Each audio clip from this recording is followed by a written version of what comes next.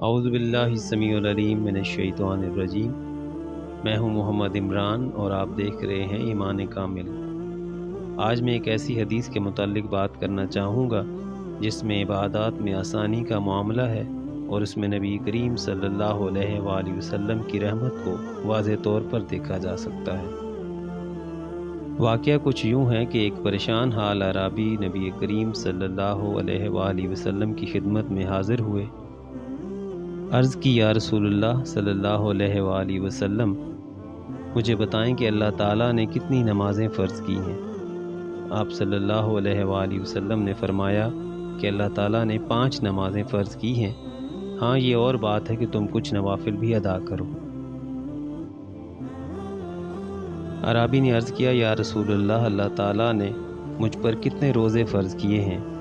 نبی کریم صلی اللہ علیہ وآلہ وسلم نے فرمایا کہ اللہ تعالیٰ نے رمضان کے مہینے کے روزے فرض کیے ہیں، ہاں یہ اور بات ہے کہ تم اپنی طرف سے کچھ نفلی روزے بھی رکھ لو۔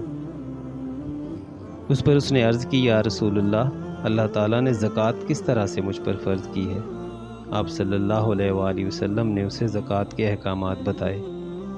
اس پر اس عربی نے عرض کی، اس ذات کی قسم جس نے آپ صلی اللہ علیہ وآلہ وسلم کو عزت دی، اللہ تعالیٰ نے جو مجھ پر فرض کر دیا ہے نہ میں اس میں کچھ بڑھاؤں گا اور نہ گھٹاؤں گا۔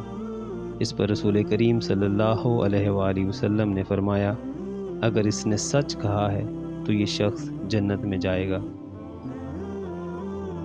اس حدیث مبارکہ کو دیکھتے ہوئے آقا کی رحمت کا واضح طور پر اندازہ لگایا جا سکتا ہے کہ آقا نے اعرابی کی حالت کو دیکھتے ہوئے اس پر فرائض کی ادائیگی کو ہی کافی سمجھا اور نفلی عبادات پر زور نہیں دیا۔